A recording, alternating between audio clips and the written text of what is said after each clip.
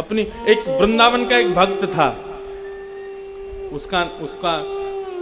उसको सब अलवेला कहते थे वृंदावन में, उसको नाम ही पड़ गया था अलवेला। तो बंधु वो रोज बिहारी जी का दर्शन करने जाता था अपने सब मित्र मंडली के साथ में, वृंदावन में रहता था।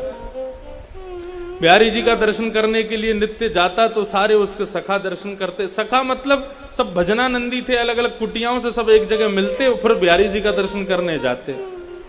बहुत वर्षों तक बिहारी जी ने उसको दर्शन दिया, लेकिन एक दिन एक अचंबा हुआ। जैसे ही बिहारी जी का दर्शन करने के लिए गया तो बिहारी जी में बार बार पर्दा आता है, तो पर्दा आया हुआ था, दर्शन करने के लिए सब खड़े थे। जैसे ही पर्दा हटा सब कहने लगे श्री वृंदावन बिहारी लाल की। उसके संग जो बाकी के भजनानंदी संत थे वे भी सब कहने लगे वृंदावन बिहारी लाल की जय, लेकिन उसने नहीं कहा।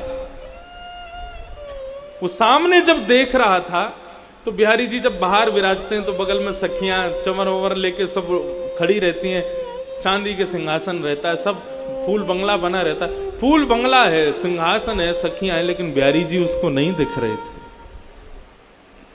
अगल बगल वालों को बोला, बोले तुम जय जयकार क्यों बोल रहे हो? बोले अरे बिहारी जी के दर्शन तो जय जयकार से ही होते हैं। उसने आंख मीड़ करके देखा, बोले बिहारी जी बैठे हैं सामने? बोले अरे दिख तो रहे सामने, तू दर्शन क्यों नहीं कर रहा है? और वो कैसे कहे सबसे कि मुझे दिख ही नहीं रहे हैं। वो मनी मन विचार करने लगा, अपनी आंखें मीड़ने लगा, क्या हो गया, मुझे ठाकुर जी दिख क्यों नहीं रहे हैं? चला गया। रात भर सोया नहीं, कुछ खाया नहीं, कुछ पिया नहीं। यमुना जी से प्रार्थना करता है कि हे यमुना मैया, मुझसे कोई अपराध है गयो जो ठाकुर जी मुझको दर्शन नहीं दे रहे? किसी से कह भी नहीं सकता, क्योंकि यदि किसी से जाकर के कहा तो सब लोग मेरा आश्चर्य करेंगे, लोग मेरी बात बनाएंगे, पूरे वृंदावन में हल्ला मच जाएगा। शाम को प्रणाम करके पुनः बिहारी जी का दर्शन करने के लिए गया। बोले कल पता नहीं क्या हुआ, मैं देख नहीं पाया हूंगा, मुझसे कोई अपराध बन गया होगा, आज बिहारी जी दिखेंगे। दूसरे दिन जब पुनः गया, सबने दर्शन किए, कपाट खुलते सब जय जयकार करने लगे, वृंदावन बिहारी लाल की जय। उसने फिर देखा तो सामने फिर बिहारी जी नहीं दिखे, अकेला सिंहासन खाली। चिंता में पड़ गया, ब्लड प्रेशर हाई, पसीना पसीना हो गया। मुझसे क्या अपराध हो गया, बिहारी जी मुझे दिख क्यों नहीं रहे हैं?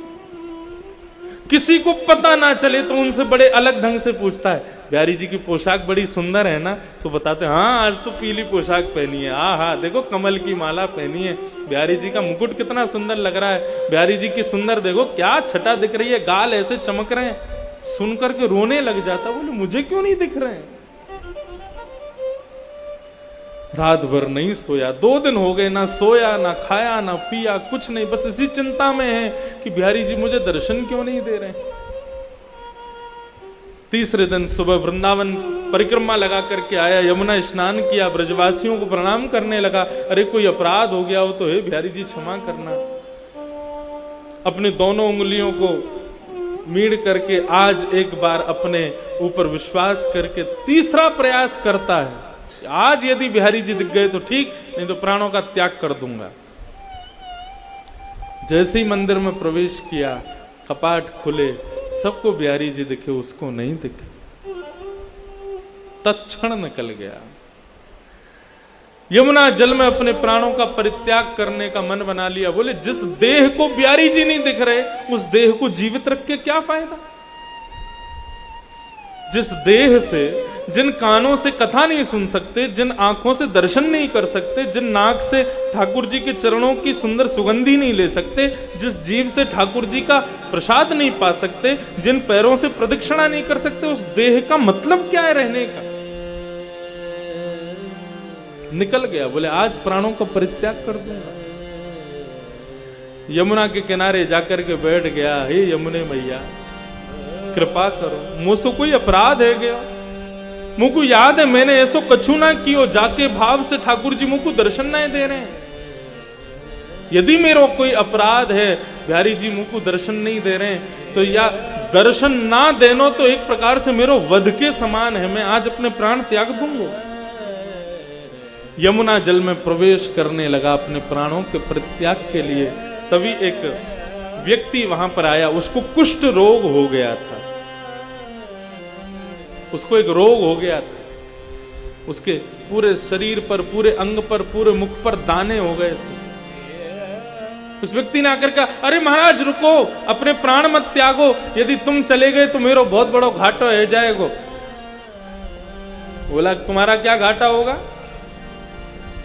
बोले बाहर तो आओ, मेरी बात तो सुनो। वो बाहर आए, उन्होंने कहा क्या बात है, क्या कहना चाहते हो? बोले महाराज मेरे को एक त्वचा का रोग हो गया है। बोले अच्छा, तो इसका इलाज करवाऊं, मुझसे क्यों पूछ रहे हो? बोले कि मैंने इलाज करवाया लेकिन मेरा ये दूर नहीं हुआ। मैं वृंदावन आकर के रहने लगा, तभी एक संत ने मुझसे कहा कि भैया यदि तुमको अपना कुष्ठ रोग दूर करना है तो मैंने स्वप्न में तुमको देखा था, और स्वप्न में बिहारी जी ने मुझे प्रेरणा दी कि यदि मेरा भक्त अलबेला इसको कह दे, इसकी गुहार मुझसे लगा दे कि हे बिहारी जी इसका कुष्ठ रोग ठीक कर दो, तो ये ठीक हो जाएगा।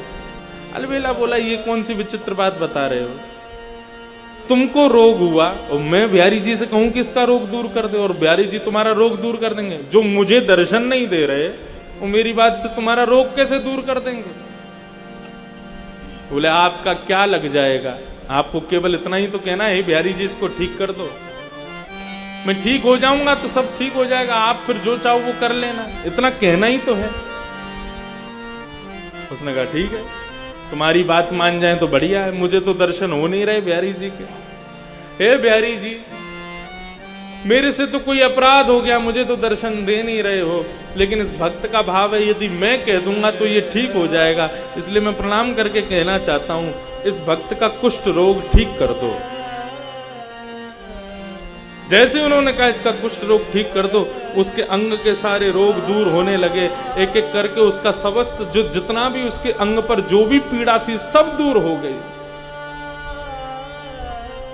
भक्त देखकर के आश्चर्य करने लगा, मेरे को दर्शन नहीं दे रहे, 3 दिन से मुझे दर्शन जिनका नहीं हो रहा वो मेरे एक बार कहने पर तुम्हारे रोग को दूर कर रहे हैं, मुझे समझ नहीं आ रहा ये हो क्या रहा है।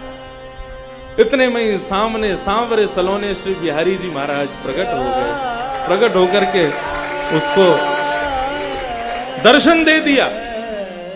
पहले तो दर्शन करके आनंदित हो गया, खूब रोया, बोले प्रभु मुझसे कोई अपराध हो गया जो मुझे दर्शन नहीं दिया, और ये सब क्या लीला है आपकी, मुझे एक बार बताओ, विस्तार से वर्णन करो ये सब क्या हुआ है। बिहारी जी कितनी अच्छी बात कहते हैं। बिहारी जी बोलते हैं संसार के लोग मेरे मंदिर में आते हैं, सब कोई भी शांत नहीं रहता है, बोलते ही रहते, बोलते ही रहते, बोलते अपने सब कष्ट मुझको बताते हैं, किसी के परिवार में कष्ट, किसी के शरीर में कष्ट, किसी की मैया से दुखी, किसी कोई पत्नी से दुखी, कोई बच्चों से दुखी, सब कष्ट में हैं, सब मुझसे आकर के यही मांगते रहते हैं कि हे बिहारी जी कृपा करो। लेकिन आज तक तूने मुझसे आकर के कुछ नहीं कहा, तू सदा सर्वदा शांत रहा, तूने आज तक मुझसे कुछ नहीं मांगा, एक शब्द नहीं मांगा। तू जब भी मंदिर में आता है शांत भाव से खड़ा रहता है, मेरा दर्शन करके चला जाता है, कभी मुझसे कुछ मांगता नहीं। तू लोगों के मांगने से मेरे अंदर ऐसा भाव प्रकट हो गया, मैं केवल देना ही जानता हूं, उसके अलावा मेरे पास कुछ नहीं है। लेकिन अलवेला मेरे से आकर के कभी कुछ नहीं मांगता है, तो जो मुझसे कुछ नहीं मांगता ऐसे व्यक्ति को मैं दर्शन कैसे दूं? वो मुझसे कभी कुछ मांगता ही नहीं है, उसको दर्शन देने का तो मुझे अधिकार ही नहीं है। मुझे स्वयं पर एक ऋण जैसा लगता है तू कुछ मांगता नहीं है तो, क्योंकि संसार के लोग मांगते हैं, तू नहीं मांगता ना, इसलिए मुझे ऋण लगता है, ऐसा लगता है मुझ पर लोन चढ़ा दिया तूने, इसलिए उस ऋण से उऋण होना चाह रहा था मैं, इसलिए 3 दिन से भाग रहा था। ऋण मांगने वाले जब आते हैं तो ऋण देने वाला भाग जाता है। ऐसे ही तू रोज आता था तो मैं रोज चला जाता था कि इसका ऋण मुझ पर चढ़ा है, मैं कैसे दूर करूं उस ऋण को। लेकिन आज मैंने एक लीला करवाई, तू 3 दिन से रो रहा था मुझे दर्शन दो दर्शन दो, मैंने कि पहले तेरा ऋण चुकता होगा तभी तुझको दर्शन दूंगा। तो मैंने ऐसी योजना बनाई कि तेरे द्वारा कुछ तो मांगा जाए, तो इस कुष्ठ रोगी का कुष्ठ रोग दूर करने का भाव तूने मुझसे मांगा, तेरा ऋण उतर गया, मैंने तुझको दर्शन दे दिया। इसका मतलब दो भाव में हैं। इसका मतलब ये मत समझना कि बिहारी जी से तो हम कुछ मांगेंगे नहीं तो बिहारी जी अदृश्य हो जाएंगे, नहीं। अरे विचार करो, बिहारी जी के सामने जाकर के केवल शांत रहोगे, कुछ कहोगे नहीं, केवल बिहारी जी का दर्शन करोगे, अपने मनोभाव कुछ नहीं व्यक्त करोगे। शांत व्यक्ति ठाकुर जी को अति प्रिय है।